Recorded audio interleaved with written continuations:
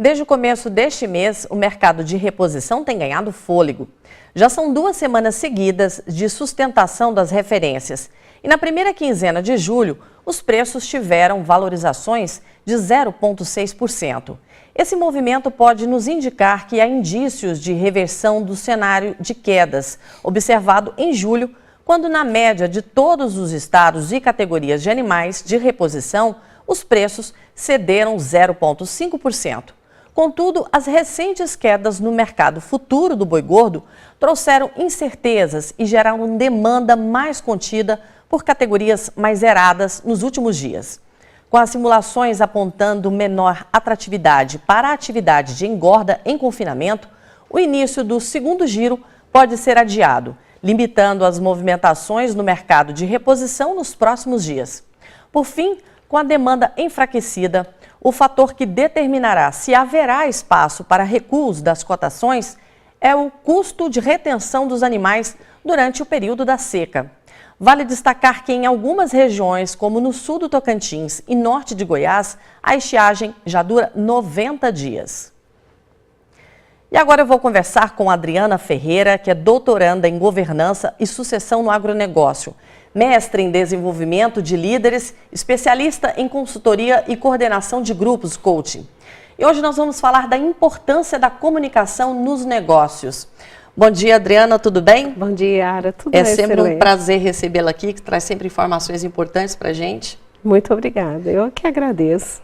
E hoje nós vamos falar sobre a importância da comunicação nos negócios, né? Já dizia até o velho guerreiro Chacrinha, quem não se comunica, se trumbica. Sim. Quer dizer, é uma máxima que vale, tem razão em todos os âmbitos. Exatamente. E, Ara, cada dia isso vai ficar mais imprescindível. As pessoas que não souberem se comunicar dentro das empresas, elas terão a sua performance comprometida. Não sei se você já conversou, já teve a oportunidade de conhecer alguma pessoa que é fantástica, tem um conhecimento técnico brilhante, mas não sabe se relacionar e conversar com as outras pessoas. Então, e o que a gente percebe é que houve uma evolução na forma de se comunicar. Qual o tipo de comunicação que a gente tem hoje, né? Muita gente fala assim, até tem um jargão. Eu falo, se o outro entendeu ou não, o problema dele. E, na verdade, não é assim, né? Nós percebemos que, quando nós falamos, nós temos a responsabilidade de nos fazer entender. E aí que entram as inovações na comunicação. Então, assim, hoje, a comunicação, você tem que ser alguém que observa fatos, como jornalista. O jornalista descreve fatos. Ele não julga se é bom, se é mal, se é errado, se é certo, ele traz o fato. Então, nós, nas empresas, precisamos de observar. Quando for falar com alguém, fatos, observações e não julgamentos. O segundo ponto eu tenho que observar quais são as necessidades do outro. Todo início de um diálogo, a pessoa traz a necessidade dela. Às vezes a necessidade você não me dá atenção. A necessidade daquela pessoa naquele momento é de apoio em relação ao trabalho. Só que ela não expressa o que ela necessita. E aí, quem está conversando com ela, em geral o líder, ele tem que ter essa capacidade, essa observação desenvolvida para ele perceber qual é realmente a necessidade daquela pessoa. Ou então tem líderes que dizem assim, você chega atrasado todos os dias. Será que realmente uma pessoa chega atrasada todos os dias? Essa generalização, ela gera conflitos que são muito sérios dentro da empresa.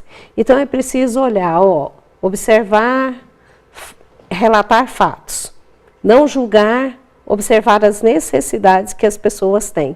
Então, esses pontos trouxe para a comunicação uma nova abordagem. E o terceiro, e talvez o mais importante, a empatia. Não essa empatia assim, vamos colocar no lugar do outro. Não. Empatia é muito mais do que isso, né? Empatia é realmente compreender a história, a experiência, as necessidades que a pessoa tem e entender o que ela está falando a partir do olhar dela. Então não é assim, a Yara está chorando, eu choro junto, a Yara está triste. Muito pelo contrário. É entender Se, inclusive, através do olhar da Yara, observando o que ela está observando, eu posso fazer perguntas para levá-la a uma reflexão para ela sair daquela tristeza. Então, a gente tem um outro formato, né? Postura, né? Postura, né? Agora, Adriana, quando a gente fala em comunicação dentro da empresa, muitas vezes a gente fica achando que é somente a comunicação de quem é chefe, de quem é líder, quem é gestor, para o empregado. Mas essa comunicação ela tem que ser de mão dupla, né? Quer dizer, o empregado ele também vai responder e ele tem que saber como levar essa mensagem. Isso é interessante que você está falando, porque assim, é quando cada um assume a responsabilidade por aquilo que está sendo dito e como está sendo dito. As pessoas hoje, eu não sei se é geral, elas dizem assim, a culpa é do outro, todos os problemas são gerados por alguém e não por ela mesma. E na comunicação, o que nós observamos, quanto mais responsabilidade um tem em relação ao que fala, o outro em relação ao que é percebido, nós temos menos conflitos. Tá certo, então a gente vai fazer só um intervalo, nós vamos continuar com essa conversa e depois do intervalo nós vamos falar um pouco mais sobre a importância da comunicação nos negócios. Aguarde aí que é um minuto só.